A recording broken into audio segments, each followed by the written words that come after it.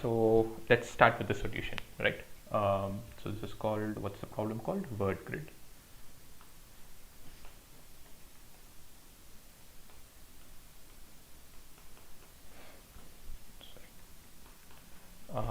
So let's look at this is okay. It's kind of slightly weird problem. I personally, frankly, don't like this a lot, but it's still a nice. It kind of gives one. Sure, Preetham, you can just use the referral code CodeChef, or I think you can also use Arjun Arul, and I think all these referral codes work the same. We'll actually also discuss about that towards the end. So you can stick around. Cool. So we have n less equal 32, right? But are there even 32 different words that you can have? So let's look at some of the obvious reductions we can do. Suppose we have a word A, B, C, D, which is part of the input, and we also have DCBA, right? Now it's pretty clear that if I have ABCD in my grid somewhere, then I should have DCBA as well, right? Because if ABCD is in a row, then DCBA is the same row in the opposite direction. Or if ABCD is like this, then DCBA is the opposite, whether it's a column, either way, right? So if ABCD is there anywhere in my grid, then DCBA is by default also going to be present. And it's the other way around. So in a sense, both these words are equivalent, right? So I can strike out one of these and just keep ABCD, and my problem remains exactly the same. I hope this is clear enough, right? So this is the first kind of reduction cleansing we do, right? We look at all the words and we see if any of them are reverse of the other, and if any of them are reverse, we keep only one of that pair and we remove the other pair, and we do this reduction. Now once we do this reduction, what is the maximum number of words we can hope to have in the grid? So let's draw that grid. Yeah, so we have a 4x4 grid.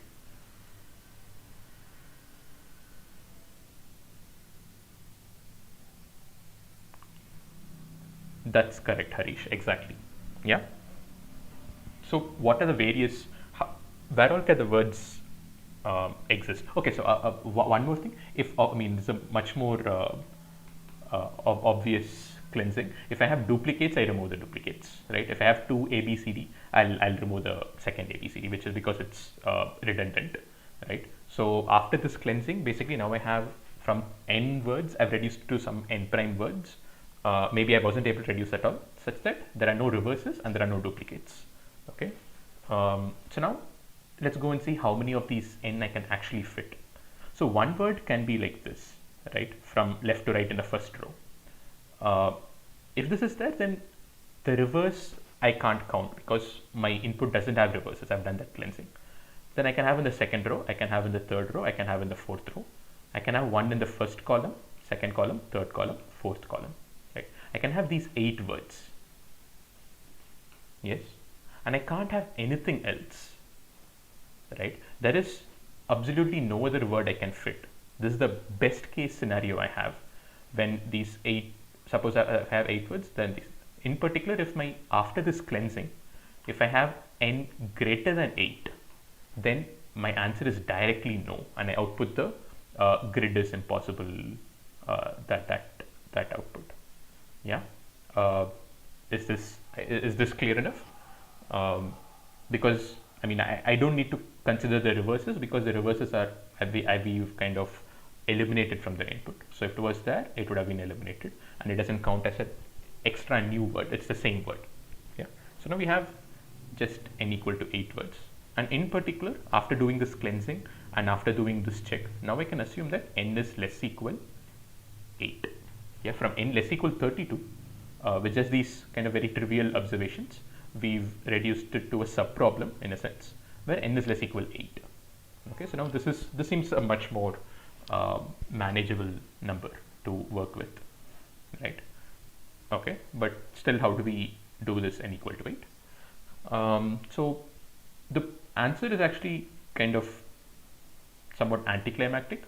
the solution is just doing kind of a brute force backtracking solution.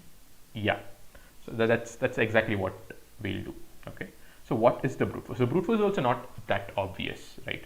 So now we have n less equal 8 words, right? So let's say we have 8 words, w1, w2 up till w8. Okay, and let's take w1. Where all can w1 go?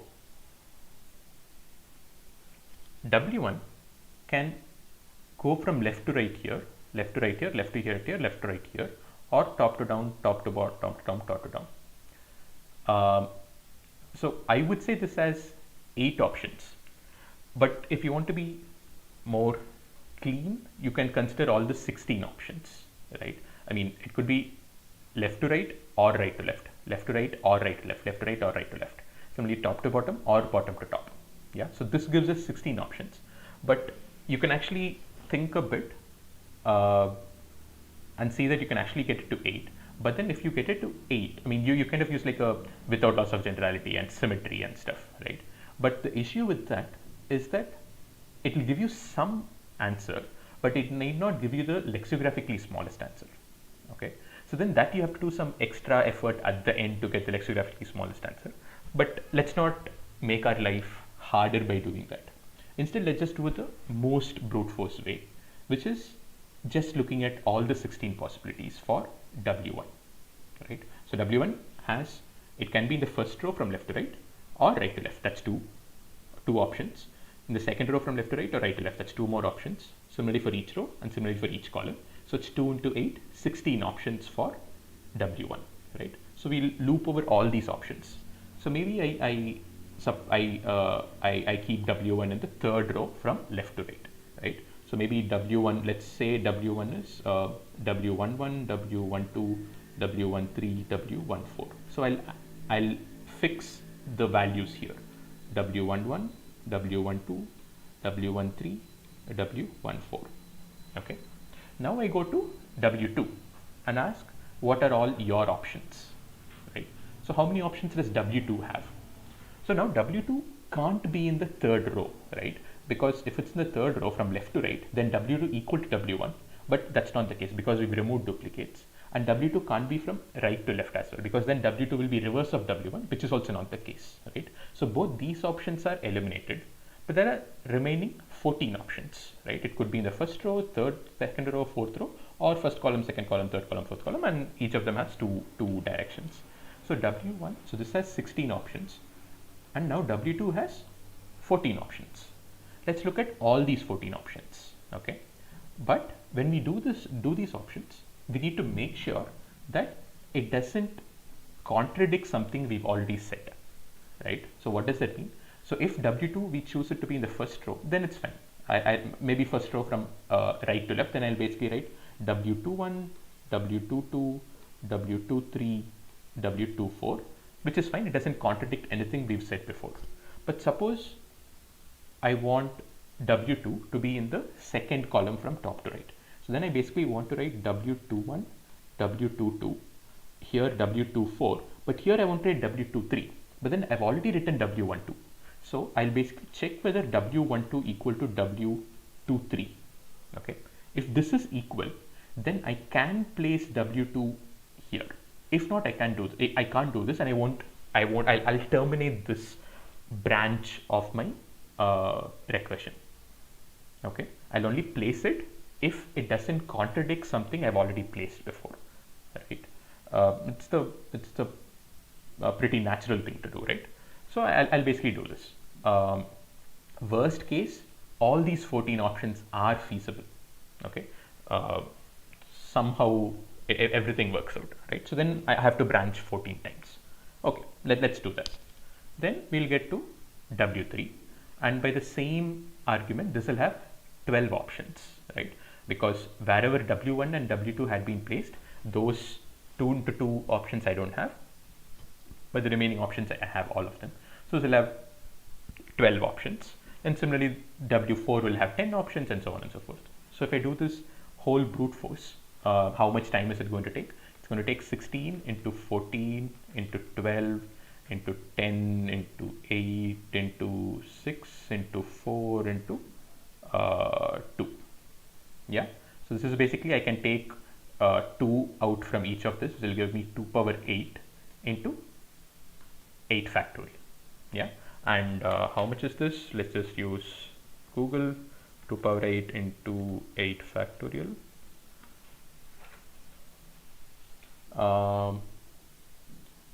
This is 10 power 7, right? This comes out to 10 power 7. But remember that there are also test cases. There are 50 test cases, right? So this into 50 is going to give me 5 into 10 power 8, right? These are the number of nodes.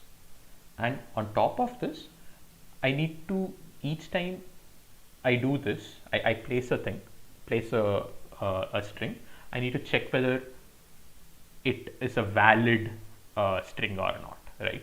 So that I'll need to go to each of these 4 things and check and things, right? So there are some more constant factors which come into this, which kind of bloat up our complexity a bit more. So very simply, just this into 4 itself comes to 10 power 9, right? And 10 power 9 itself is verging on TLE and will probably TLE. Yeah. But actually, this is the correct solution. It's just that we can actually make this into a better analysis. Okay. So how do we do that? Okay, there's also one more operation which we didn't consider here, which is checking this lexicographically smallest. I mean, like at the end, once we get to all of these guys, once we fix all the n words, of course, the remaining, whatever we fixed, the remaining cells are all going to be filled with capital A's, right? Because we want the lexicographically smallest. If w equal to 2 and I fill these 2, my rest of the grid will be filled with A. Yeah, I hope that's pretty clear.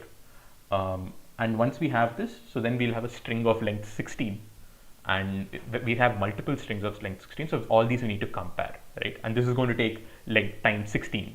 So this will come into 16, right? So that's this. It's definitely getting way past any our comfort zone. So what we'll be basically doing is just tightening our analysis a bit. Okay. So in particular, if n is, say,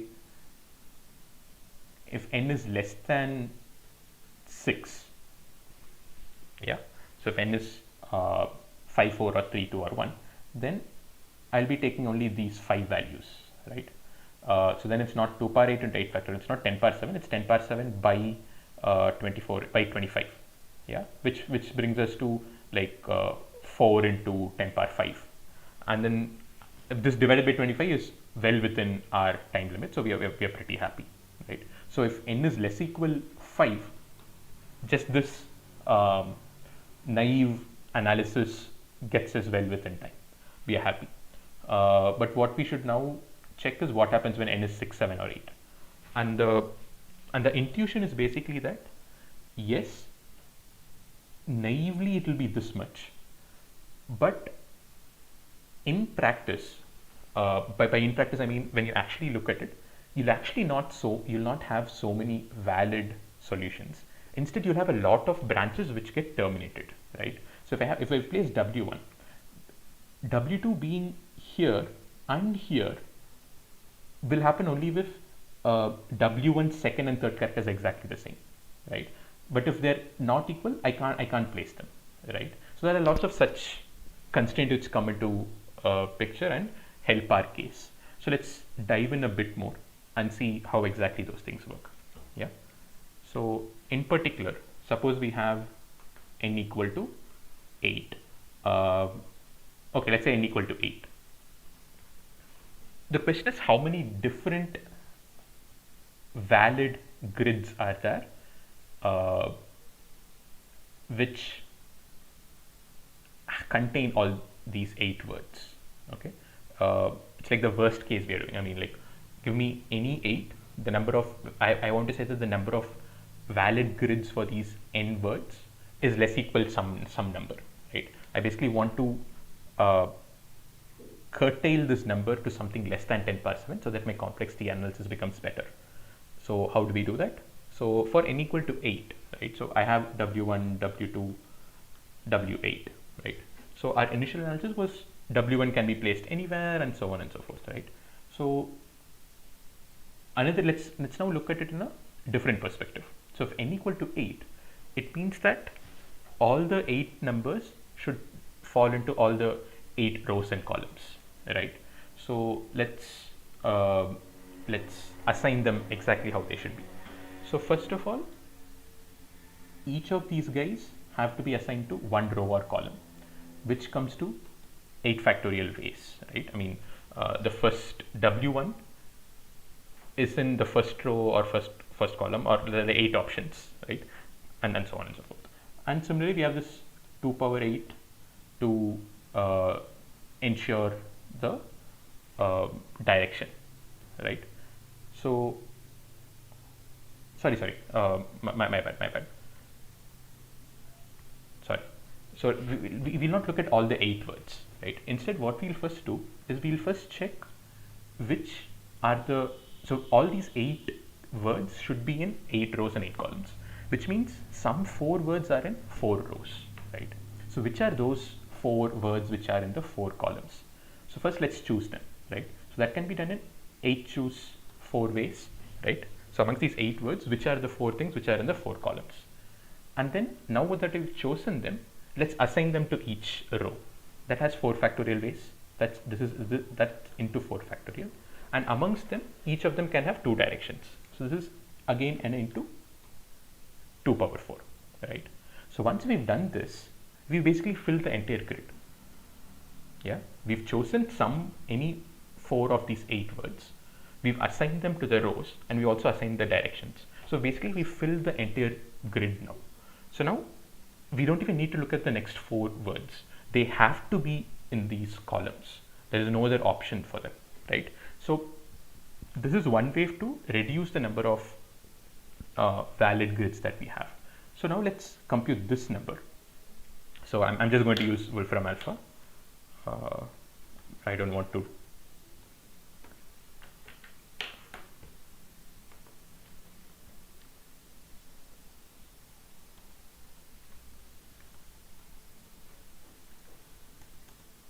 So it's 8c4 into 4 factorial into 2 power 4.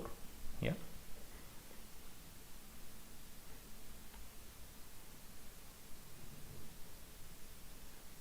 So that gives us 26,880. So let's just say it's 30,000. Yeah. So this is less than or equal to 3 into 10 power 5. Sorry, 3 into 10 power 4. Yeah. So now this is a much better analysis, right? So earlier we said that if n was 8, we were looking at 10 power 7 different options. But now we actually see that it's much less than that. In fact, it's just 3 to 10 power 4, right? It's a decrease of like nearly 1000 factor, right?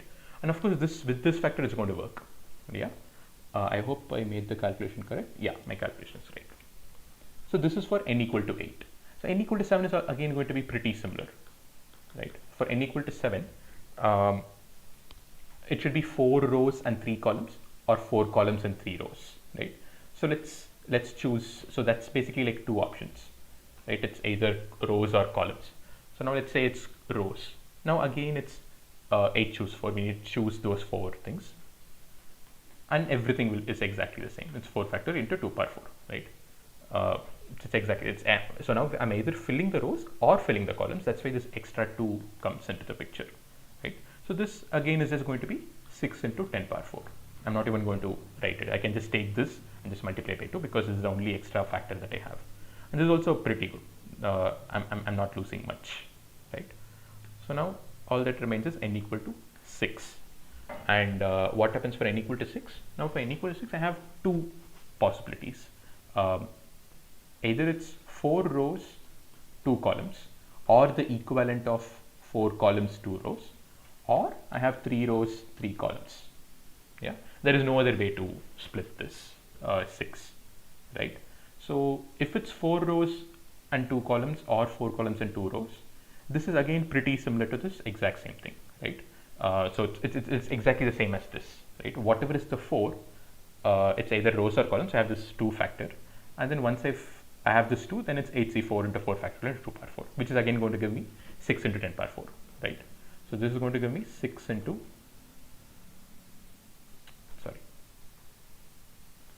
10 power 4 different valid grids.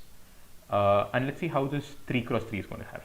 So if it's 3 cross 3, first I need to choose which the 3, so let's just start with the rows, right?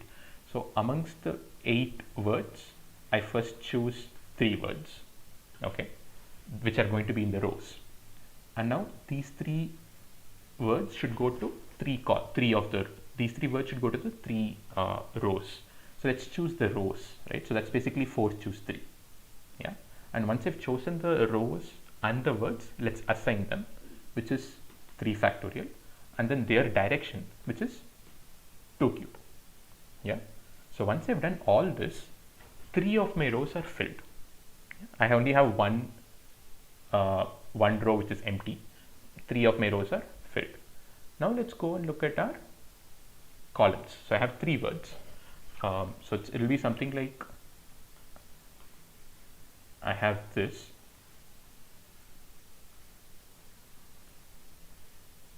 and maybe all these are filled, all these are filled, and all these are filled. Maybe only the 3rd row is not filled. But now let's go look at our 3 words in the columns.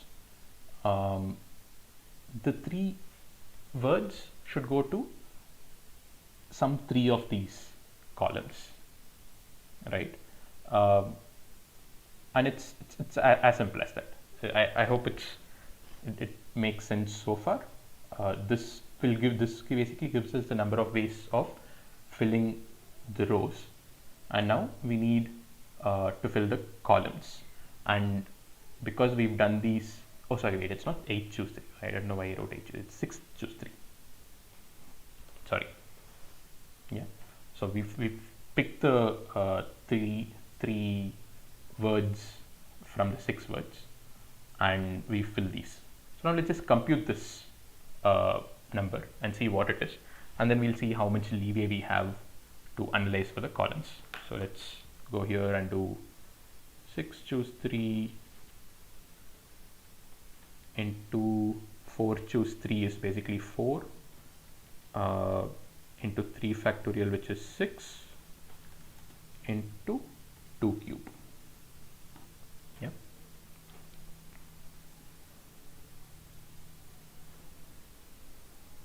So that is basically 3,840. Let's say it's 4,000.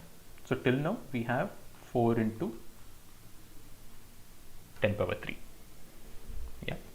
Now let's go look at the columns. So we have 3 words which are already chosen. There's no choosing them, but now we need to assign them to each of these columns, right? So first let's choose the columns. So that's 4 choose 3 ways of choosing the columns, and 3 factorial ways of assigning them, and 2 cube ways of assigning the directions. And so what is this? So let's just multiply these 2 guys. So this into 4 choose 3 is 3, 4 choose 3 is 4, into 3 factorial is 6, into 2 cube is 8. How much does this give us? This gives us 7 into 10 power 5. Okay, 7.3 into 10 power 5. Pretty fine for us because we have this, and then we'll do into 50. So this is like nearly a more than a 10 factor reduction, which is enough for us. Yeah. So you can actually make this even tighter. This you can make some more slight observations and make this number smaller, but this itself is enough for us. So let's just stick with this. Yeah. So what have we done so far? The number of for n equal to 8 is less than 3 into 10 power 4. For n equal to 7 is 6 into 10 power 4. For n equal to 6 into 10 power 5, which can actually be reduced, but let's just not waste too much time on that. And for anything we have what was that number? We had multiplication of these, which was like 10 power 5, right? Because it was 10 power 7 by 50. Yeah, so it's like 5 into 10 power 5. Yeah, which is what we have. So all of these cases are in the order of 5 into 10 power 5 things, which we are very happy with, right?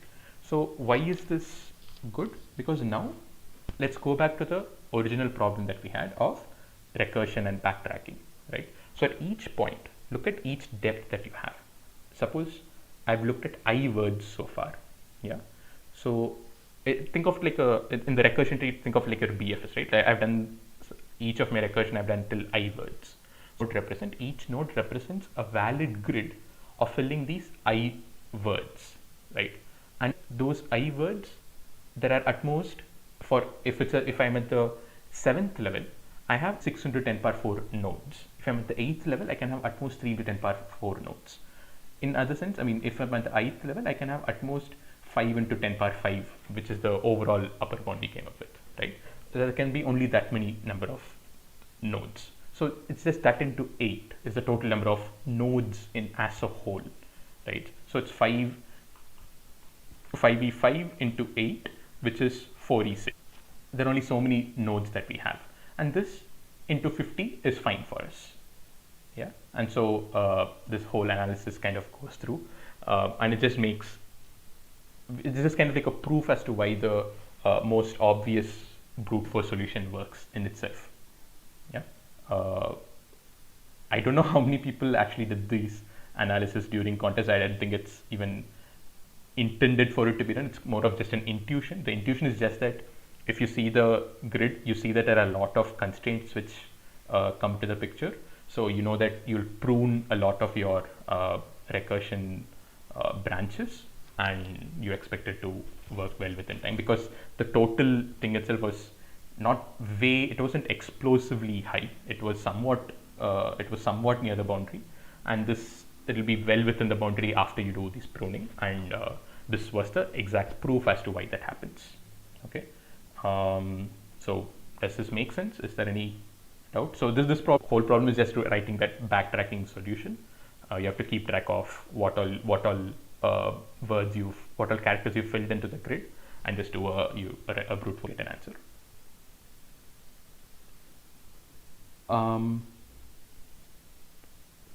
Okay, Chanpreet. Okay, so let me just do that right now. So I'll get to it in a minute. So this was the third problem, right? We'll just have a short break where we talk about the subscription on Unacademy. So there's actually a batch starting from 8th Jan, which is day after tomorrow, which is meant more towards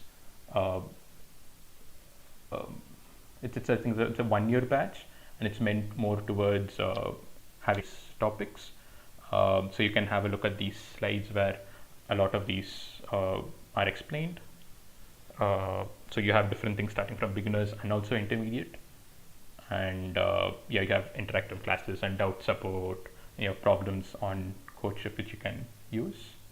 You have a whole host of topics. I'll give you a link where you can go through all of these. Charanpreet, yes, there is a beginner course as well. So actually 3 of these, so 3 of these batches are for beginners, and the 4th is for like intermediate. So the beginners start from C++ and C itself. So you have Discord and Discuss support. You have practice problems, and this is the plan. And you can use either this referral code, or you can just use the referral code CodeChef. I think both of that give you. I don't remember exactly what I believe it's a 10% discount. I'm not 100% sure. I think it's a 10% discount. So just try it once, and you can use this. Cool.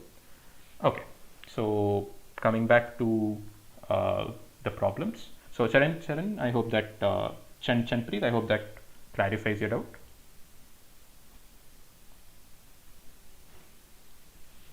Cool.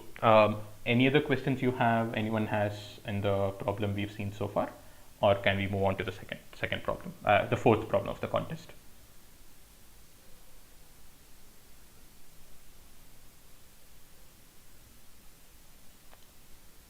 Chanpreet, I don't have any power over that. I mean, you could maybe try writing an email. Maybe I think you can just write to help@codechef.com, and someone might take that up. But I don't think there is a lot of leeway in that. I'm not sure. Yeah. Cool. So let's move on to problem number 4 of the contest, which is today's second problem, which is a family of bipartite graphs called BIPFamil. Let me share my screen again.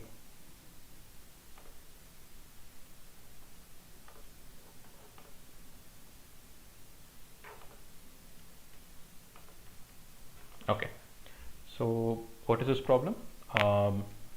We are going to be looking at bipartite graphs, and in particular a special kind of bipartite graphs called range graphs. And what are range graphs? It's basically a bipartite graph with n vertices on the left and n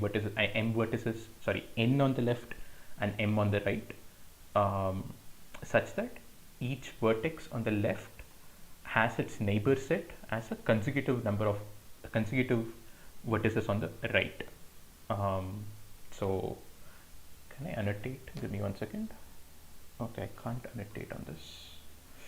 Oh, it's just sad. Okay, anyway, so this just means that for every vertex on the left, its set of neighbors forms a consecutive set of nodes on the right. Correct. So in the left, say the nodes are from 1 to n, and on the right it's from n plus 1 to n plus m. So the total number of vertices is n plus m.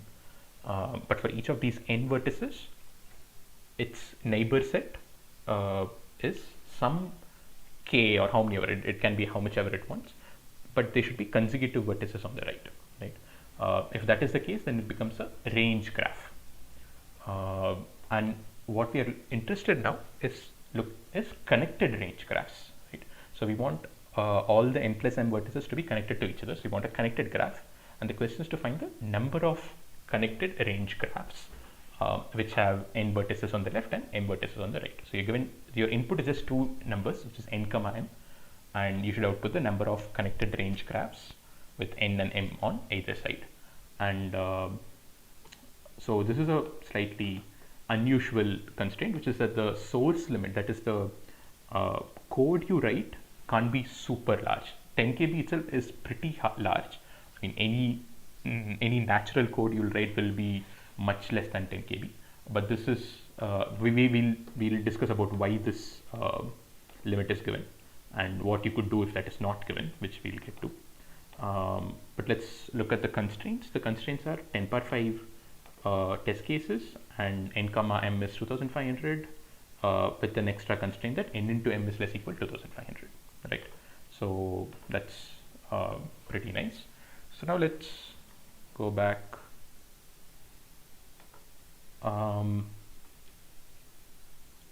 Adyan, yes, there is a Python course.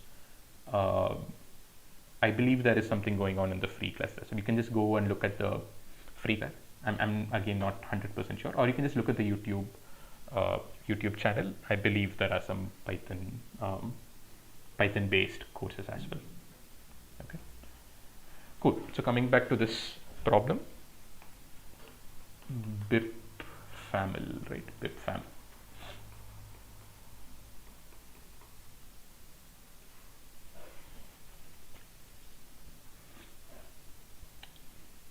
And then I'll get back to you in a minute.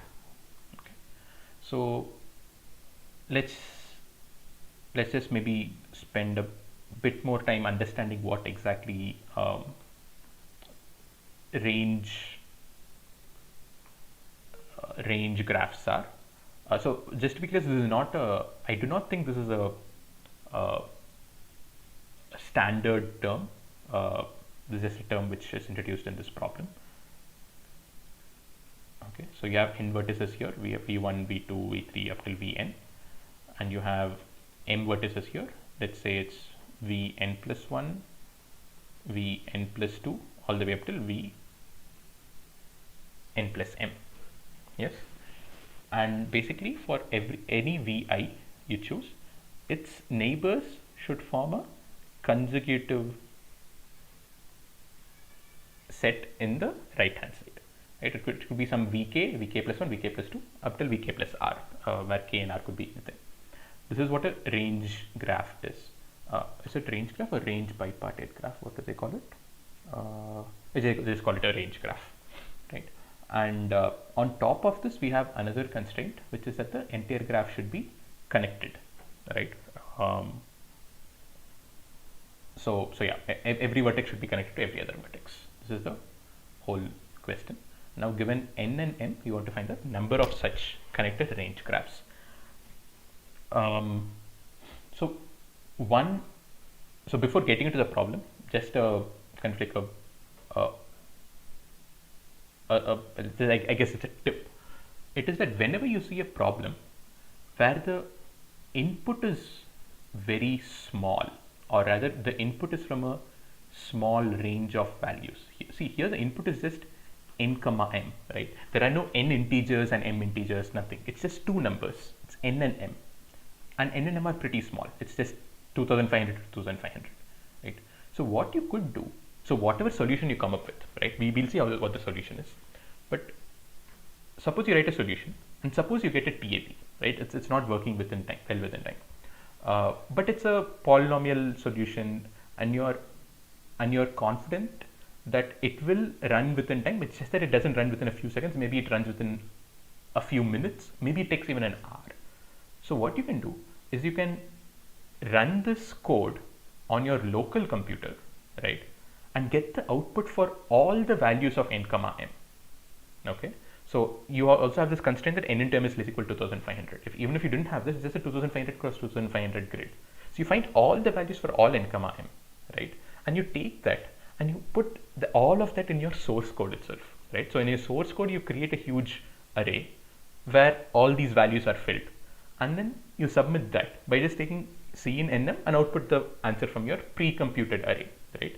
By pre-computed, it's like computed even before compiling, right? It's an already computed thing, and you just output that, right? So this will give you like a constant time answer, right? So this helps in some problems, and there are some contests which use this, and it's not cheating, right? It's a totally acceptable way of solving a problem, but the reason why this is given is just to the note of the upper bound and the source limit is given to precisely not allow this approach, because if you do this, your source file is going to become pretty large, because you need to store those 2500 to 2500 or like some lesser number, but whatever it is, those many number of integers you need to store in your .cpp file itself, right? And that will increase the size of your .cpp file, which is why there is a bound on the source file. So this entire approach will actually not work. But if this upper bound wasn't given, that would have been a totally fine approach to use. Cool. So that's just a side note as to why that exists. So now coming back to our problem, we'll actually be doing pretty much the same thing. So as you can see, n is 10 power 5, and n and m are just 2500. So it's like almost every n and m is going to be asked, right? So you might as well just find it for everything. So that's what we'll be doing a pre-computation where we'll find answer for every n comma m. We'll store it in an array, but now it's an array, right? It's not in the source file, it's in the memory. And memory is, of course, there's no bound on the memory. It's like 1.5 GB, which you can use how much ever you want. So that's going to be the approach. And once we get into this mode of thinking, then it kind of screams DP, right? I mean, you want to find the answer for everything. That's just exactly what DP does. So that's just a kind of like a clue to how you would go about this. So let's just blindly write that.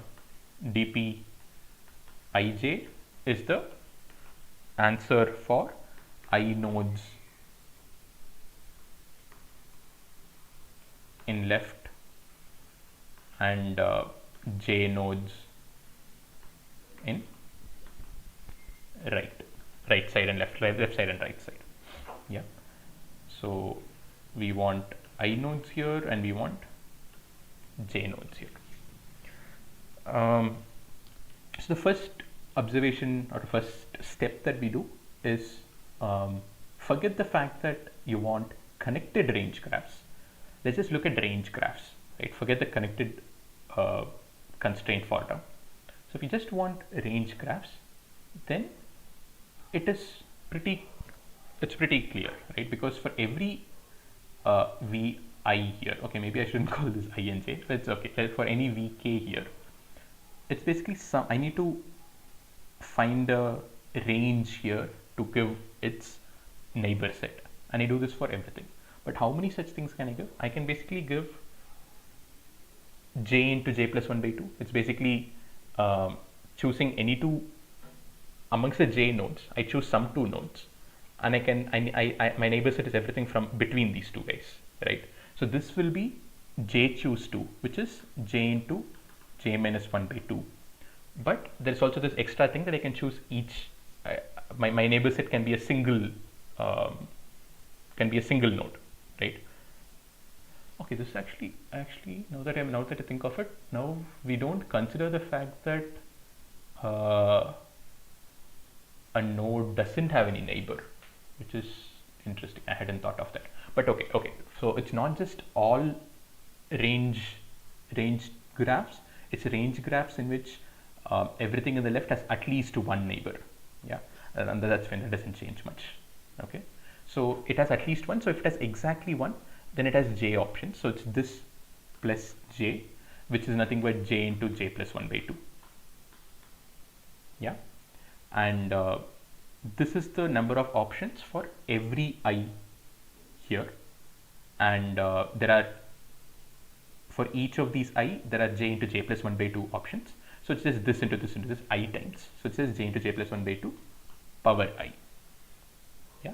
So this is going to be the total number of range graphs without worrying about the connectivity part. And just a small note, it's not range graphs, it's range graphs where every node has at least one neighbor. If that wasn't there here, we just have to modify it a bit. We'll also have to consider the case where a node doesn't have anything, so it'll be this plus 1 power I, but we don't care about it. I mean, it won't matter at all in our final answer. Okay, so let's for now just not worry about it. Okay, so what have we accomplished so far?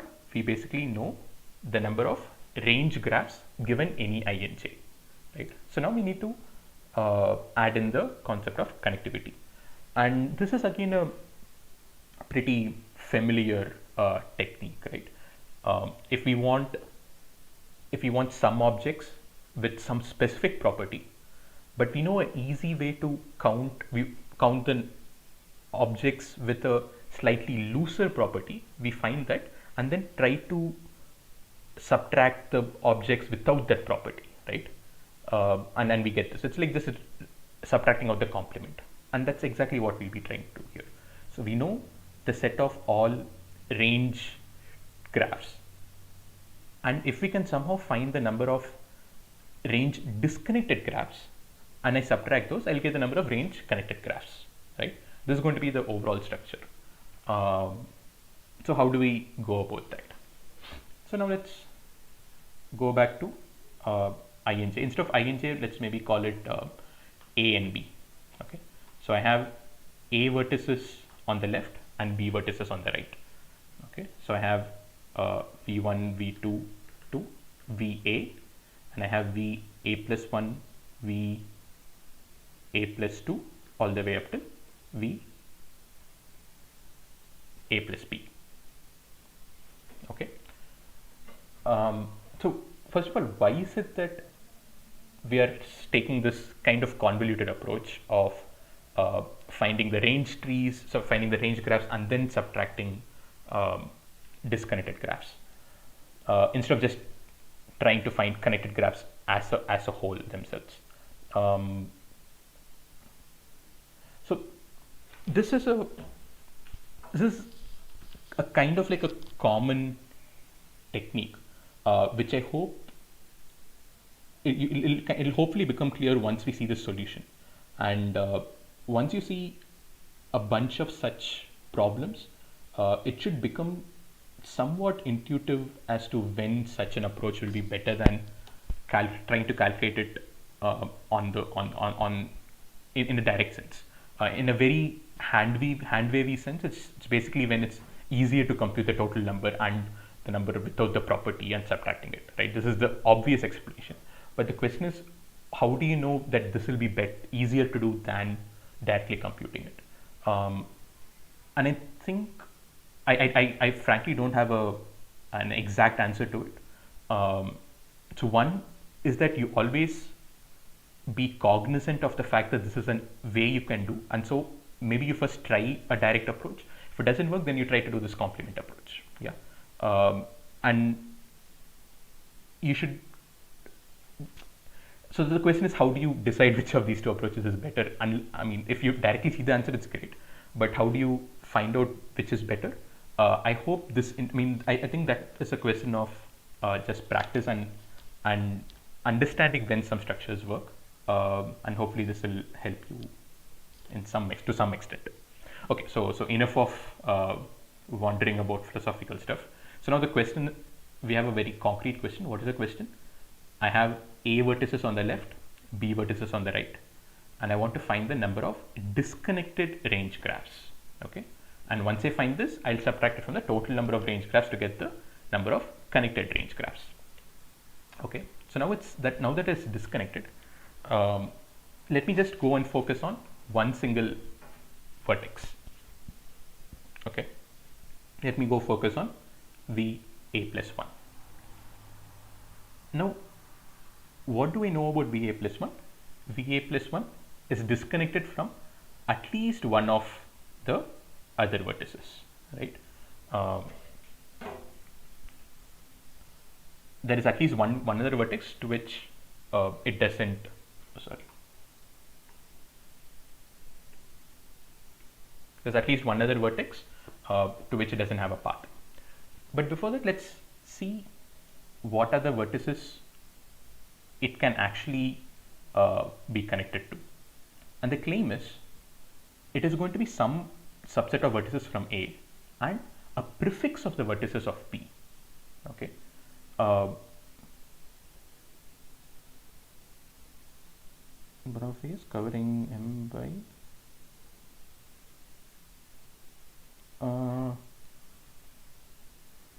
Harish, I'm not fully exactly sure what you mean. I'll get back to what you say in a few minutes. Okay, once I finish this train of thought. Okay, so focusing on VA plus 1, the question is, what are all the vertices it's connected to? So first look at the vertices it's connected to directly, right? It might be connected to, say, V2, maybe it's connected to V7 and something here. And maybe it has 3 neighbors and these are the 3 neighbors. But now we look at what are all the vertices V2 is connected to, right? In your BFS tree, it's the second level. So V2 is going to be connected to a set of a range of vertices which are all consecutive in B. So it's going to be some prefix of B. Similarly, V7 is also going to be some other prefix of B. It could be smaller, it could be larger, but it's still going to be a prefix of B. Similarly, whatever this third thing was, say it was V13, that's also going to be a prefix of B. So in the third layer of my BFS tree, which is starting from VA plus 1, I'll have some prefix of vertices, prefix as in maybe removing this as well, of B, right? And now for each of them, what are their neighbors? It will be some random vertices from A, which I don't care about. But then when I take those, they'll all correspond to some range. But some range will start from, it will be connected to the vertex it comes from, right? So if I have a vertex in B and it's connected to this guy's neighbors will be a range here, which includes this. Yes. So it's going to be some vertices previously, but previously are things that I already seen because it's think of it like an induction, right? In each step of my BFS, I have this induction hypothesis that my neighbor set in B is a prefix, right? So this is accounted for, and now I'm adding some more vertices, and those some more vertices potentially might be new vertices I see. So my neighbor set could increase, but it's still increasing only as a prefix, right? I'm never going to get some neighbors here and then some neighbors here. That's not going to happen, because how did I get here? I got here through some vertex here, here and here, which implies inside also it should be, the vertices in between should also have been chosen, right? So I'll never have disjointed neighbor sets. The neighbor sets will all be kind of connected when I just look at them as a whole in set B. So set B's neighbor set, the connectivity, the reachability set starting from V A plus 1, but looking at only vertices in B will be a prefix, right? In A it could be random, it could be anywhere. Okay, so this is the main point. And what do we know? We know that this should not cover the entire graph, right? That's the whole point, because if it covers the entire graph, then it becomes connected range graph, which we don't want. We want it to be a disconnected range graph.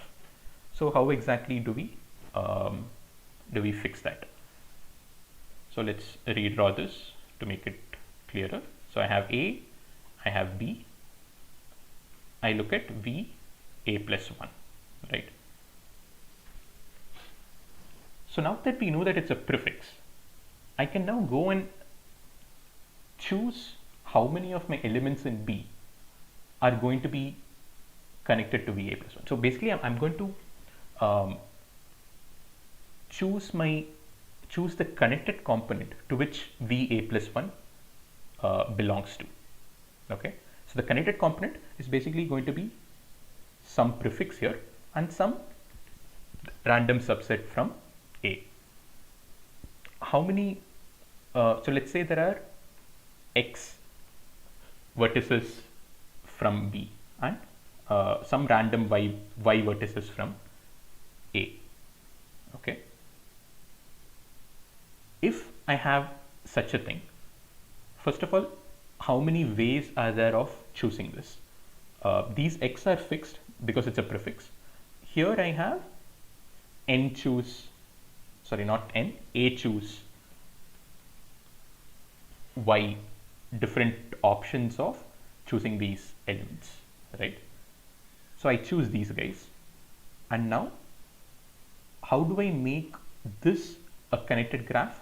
Just these Y and X vertices should be a connected graph, right? How many different ways are there? This I now appeal to DP, right? This is nothing but DP, so not XY, it's YX. Yes, so forget the other vertices, just focus on these Y and these X vertices, right?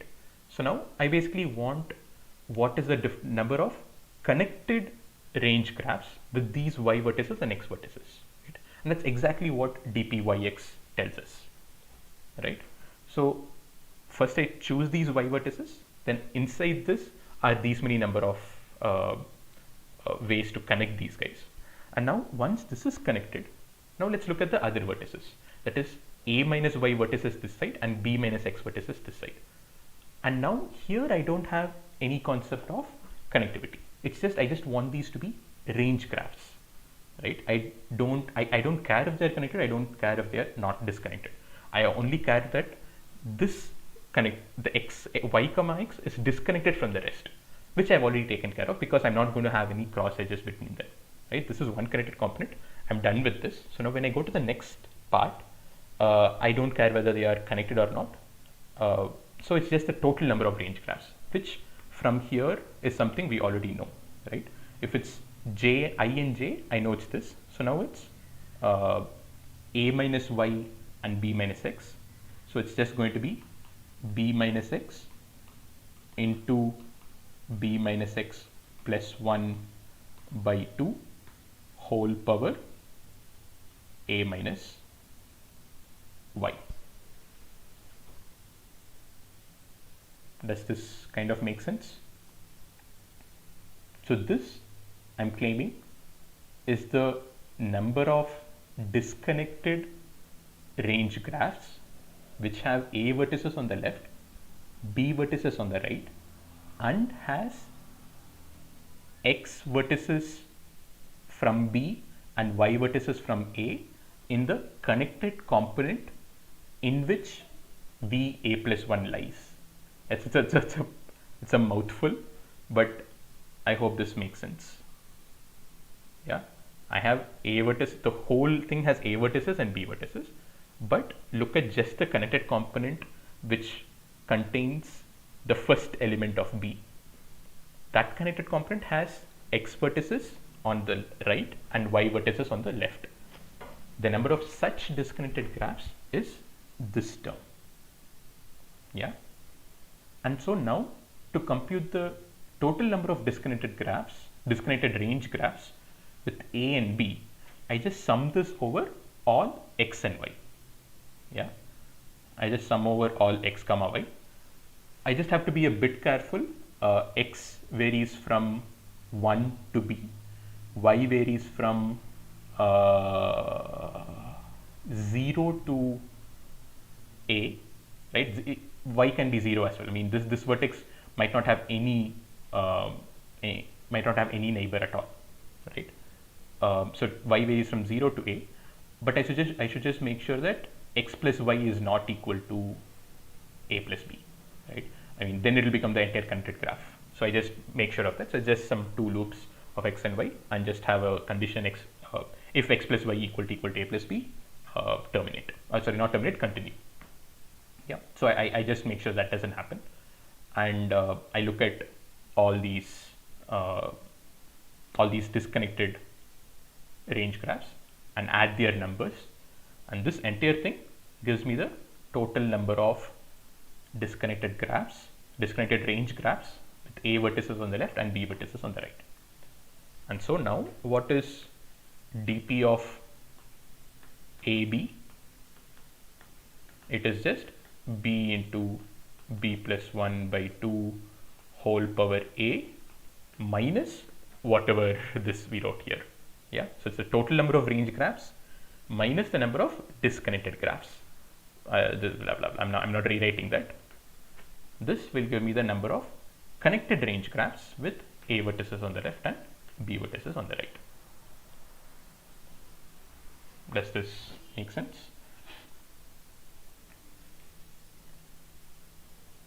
Yeah. So that's about it. So this gives me dpab, and I just run this over all a comma b, and I should get my answer. So what is the time complexity? So dp, sorry about that. Yeah. So here I have a and b. Let's just go with 2500. So let's take 2500 square, and for each of these I have this summation of x and y, which again has 2500 square, so it will be 2500 power 4, which is going to be much worse than what we can afford to do. So here I think this is where the a into b less equal 2500 criteria comes into picture. So it's actually not 2500 square, it's instead more like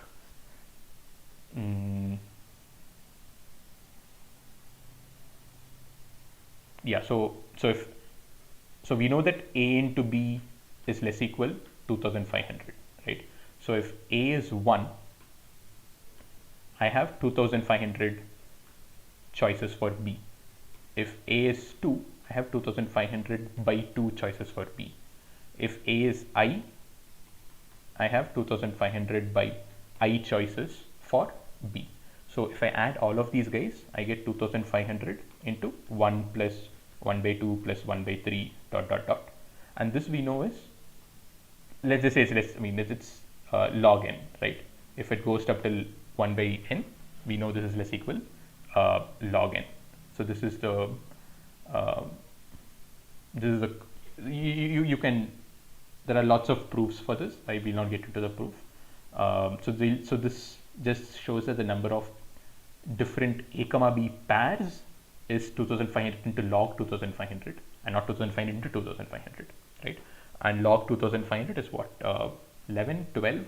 Let's keep it as 12. Upper bound is 12. So it's 2500 into 12 options for these. And now inside that, again, this x and y again have the same criteria, right?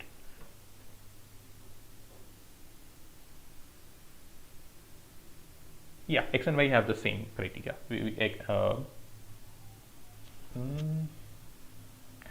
Correct. Yeah, the number of x and y is obviously less equal number of a comma b, which is less equal to 2500 into this. So this also works.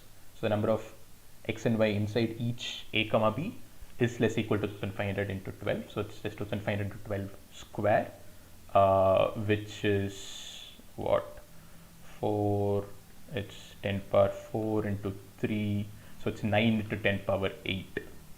You get it as 9 into 10 power 8, which is bordering along TLD, but I'm guessing it's just some analysis. You can just do a slightly tighter analysis of x comma y and get it to be better. Or am I making some mistake?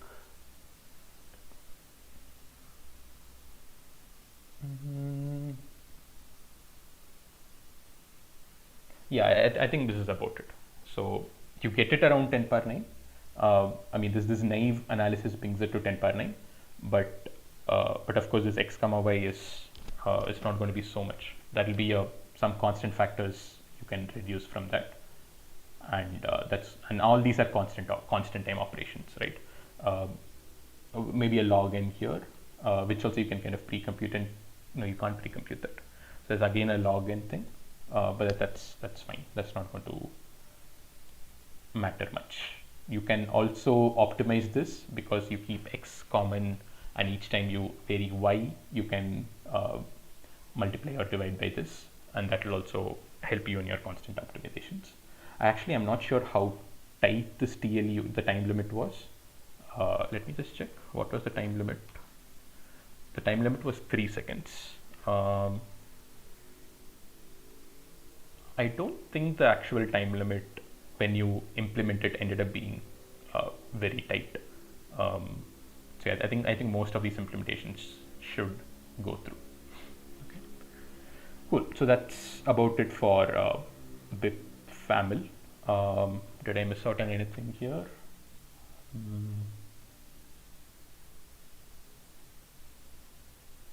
Yeah, so I think the only kind of slightly unnatural decision we took was to guarantee that every vertex in A has at least one neighbor. But that doesn't matter much. I mean, you could have gone with either of those, and you'll basically just subtract from the other side as well. So I don't think that matters much. Apart from that, I don't think there's any other edge case we need to worry about. Oh, right. There's one more case. The case is when V A plus 1 itself is disconnected. It's an isolated vertex. No, we did take care of that. No, that is also taken care of because we set y equal to 0. So that's also taken care of. Okay, so I don't think there's any more edge case. The only edge case you need to be careful about is this: when you're looping over x and y, make sure x plus y is not equal to a plus b. That is, both x equal to a and y equal to, sorry, x equal to b and y equal to a doesn't happen at the same time. I think once you take care of that, I think you can also just make sure that y is never a. No, that will also not help. Y could be a and x could be small. That could also help. Yeah, so I think it's just make sure that y equal to a and x equal to b don't happen. No, wait. Okay, you can just ensure that x is never b, and that should be enough, right? Okay, so if x is b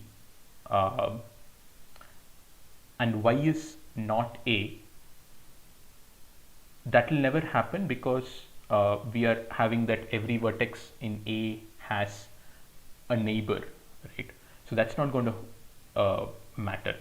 So you can just ensure that x is less than b, and y ranges from 0 to a, and that should be enough. So I think this just makes life a bit more easier. Yeah, so just think about this edge case a bit. I mean, I think there are multiple ways to go about this.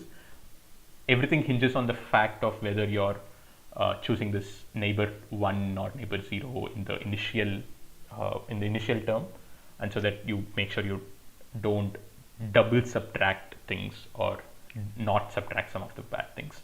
Just be a bit careful about that, but I think it just goes through.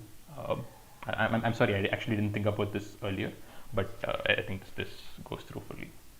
Cool. Okay, so let's stop this problem here and go on to the next problem. So before that, any questions?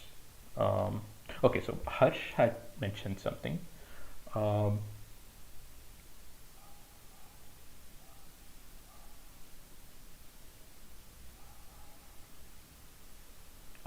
Harsh, that's not true, right? I mean, why should the starting points be in increasing order and endpoints be in decreasing order? I mean, I can have a example like this. I mean, the first vertex is here, second vertex is here, and the third vertex is here. This is also a connected range graph, right? I mean, the starting vertices and the ending vertices are all not in any order. So I don't think that works. Yeah. Cool. So now we'll move on to the third and final problem. So let me share my screen.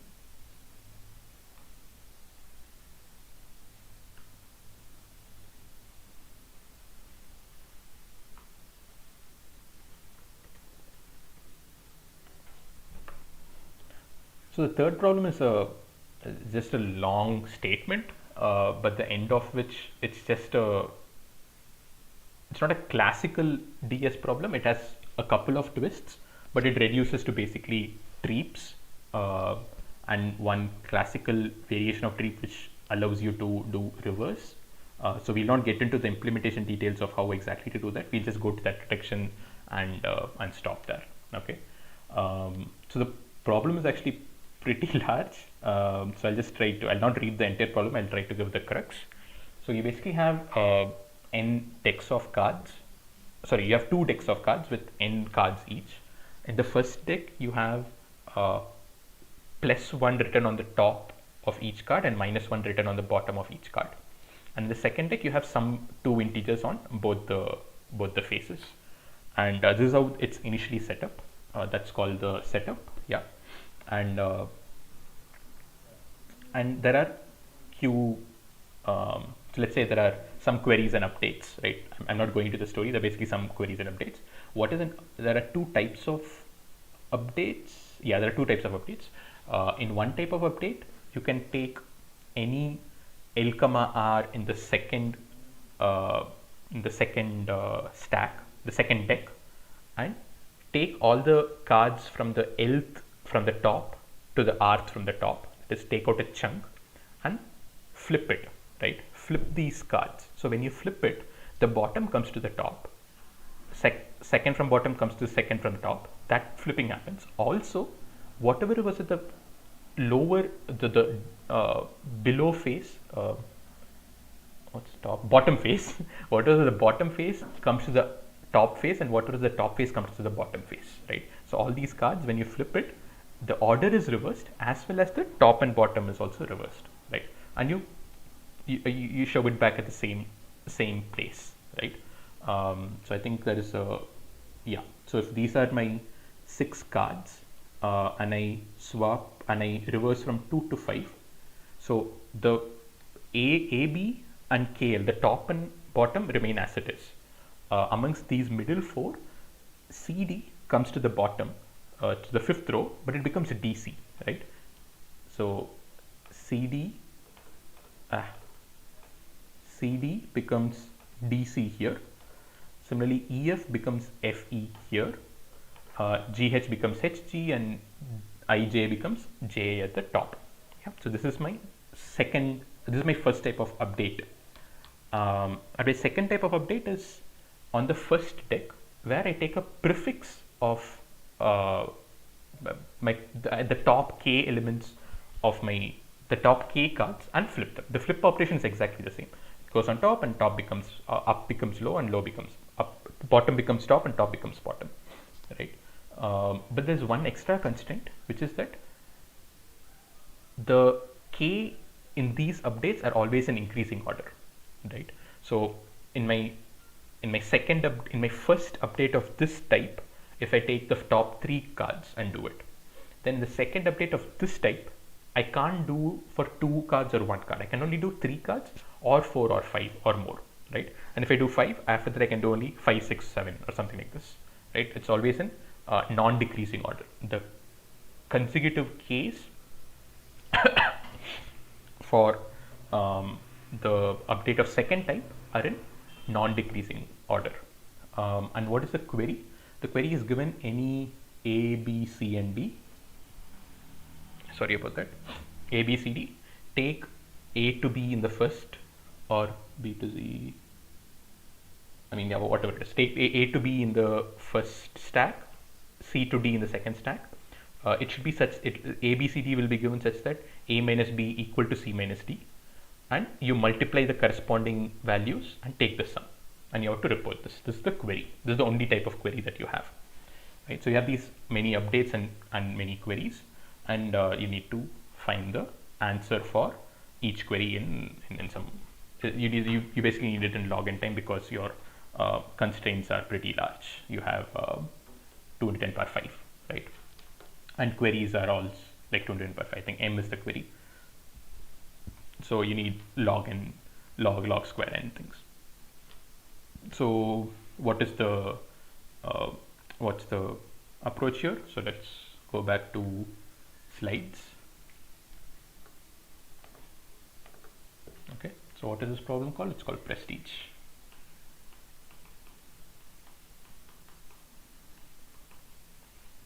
Okay. There's basically mainly only one trick in this problem, and the trick is to do with the fact that the k's are non-decreasing, right? So let's just see what that entails. So let's look at the first tick. So the first tick is initially plus 1 minus 1 plus 1 minus 1 plus 1 minus 1 plus 1 minus 1 plus 1 minus 1. That is, plus 1 is at the top, minus 1 is at the bottom, top bottom of each card. Then let's say I swap the first 2 cards. So this will come on top. This will become minus 1 plus 1 minus 1 plus 1, and this will remain the same, plus 1 minus 1 plus 1 minus 1 plus 1 minus 1, right? Now I come and do the first 3 cards, right? I can't do the first 1 card. I could do first 2 or first 3, first 4, first 5. Say I do the first 3 cards, right? So then the third card, which was still now untouched, comes to the top, and it will come as minus 1. Then this card will come. This was minus 1 plus 1. So now it will become, sorry, this is minus 1 plus 1. This will become plus 1 minus 1. Then this will come. It was minus 1 plus 1. So now it will become plus 1 minus 1. And the remaining, which is exactly as it is, plus 1 minus 1 plus 1 minus 1. Right. Then I'll do, again, take some 3 or some 4 and do it. But here is the invariant that will hold true always. And that invariant, as you can see from these examples, is that it will always be some negative. So just look at the top integers in each of the cards. The claim is that it will always be some negative values, some minus ones, and then some plus ones. It will never be some plus then minus some plus. This will never happen. It will always be some negatives, or it could be all positives. That at the beginning step it's all positives, or it's some negatives at the front and then some positives. It will never be intermixed. So why is this the case? Let's prove this invariant, right? So obviously at the beginning it's true, right? It's all positive. Then after one flip, it will become all minus then plus, right? So at any step, if you're at all minus, if you're at some minus and some plus, now I'm going to flip something which is more than this minus, right? Which is greater equal to this minus. So these guys are all, so this will get transformed to these bottom. So maybe I should erase this Uh,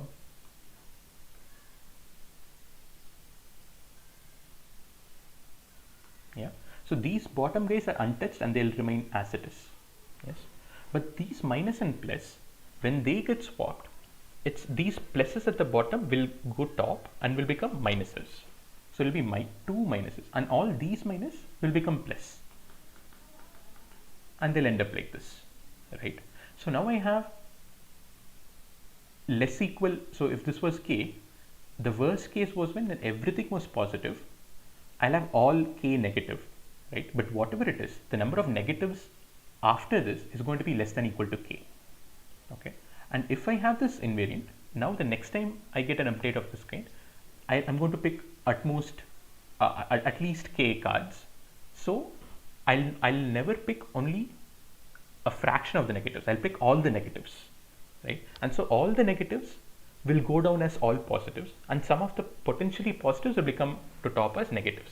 And so this invariant will always keep holding true all the time, right? So this is the only major trick in this problem, which is that the first stack will always be some number of minus ones and some number of plus ones, and this is very easy to maintain, right? So I just keep track of there are x minus ones at the top, and then when a k comes, I just have to I think it will be k minus x minus ones at the top, and everything else this, and this keeps perpetuating again. So this is a very literally order 1 update, right? So now we just need to worry about the update on the second pile and the query on the second pile. So now the query, what is the query on the second pile? The query on the second pile now becomes so now the overall query is something here and something here. This something is just going to be some minus ones and some plus ones. So this minus ones, let me take it as two separate queries on the second pile. So these minus ones, whatever they correspond to, I'll find their sum. The plus ones, I'll find their sum. So it's the plus minus the minus, right? So the whole thing now reduces to, in the second pile, I just want sum of some consecutive numbers, right? And that is now the whole thing. So now we just need to maintain the second stack, where we have to do this flipping business, and we need some range query, where range query is range sum query. So this, when you have reverse, it obviously screams treeps, right? So you have these implicit treeps where you can keep reverse, the flag you keep as reverse, which means that your whatever is inside that subtree is actually reversed. So when you update, you do this the swapping of the children and the usual business. The only other extra twist here is that the top and bottom also changes, right? So when you treat each node, you'll have two values, which is top and bottom. And instead of having just one bool, which is whether it's reversed, you'd also keep track of whether it's top up or bottom up, right? So you have two bools, and each will have two values, and then everything else remains exactly the same. When you go up, you take whatever the bool is, you take that, and you take that corresponding sum, and so you keep track of the range sum. Everything remains exactly the same, except that it's this two kinds of reverse in a sense. So two pools, and there's minus ones and plus ones in the first thing. You have to take that corresponding range. So you have to do two range sums and do one minus the other, and that basically gives you the entire problem. Cool.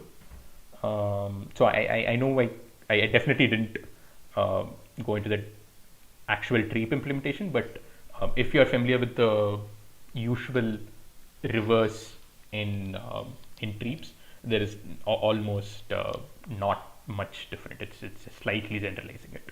It'll be pretty easy to do it. If you haven't seen reverse, I would recommend looking at Tanuj Khattar's blog on Quora, and also his own blog post. It's I think it's called Triplety Hyderabad Threads. There's a very nice blog post on treeps. I think it's Tanuj. I'm not 100% sure. I'm pretty sure it's Tanuj. So you can just have a look at it. And there's also a nice article on CP algorithms, which you can have a look at. Yeah. Cool. So let's stop it here. Any questions on the last problem?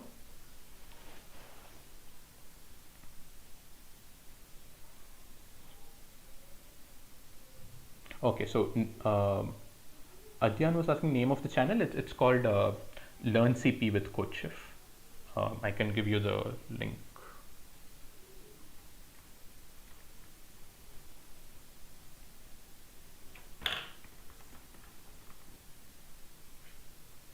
To learn competitive programming with CodeChef.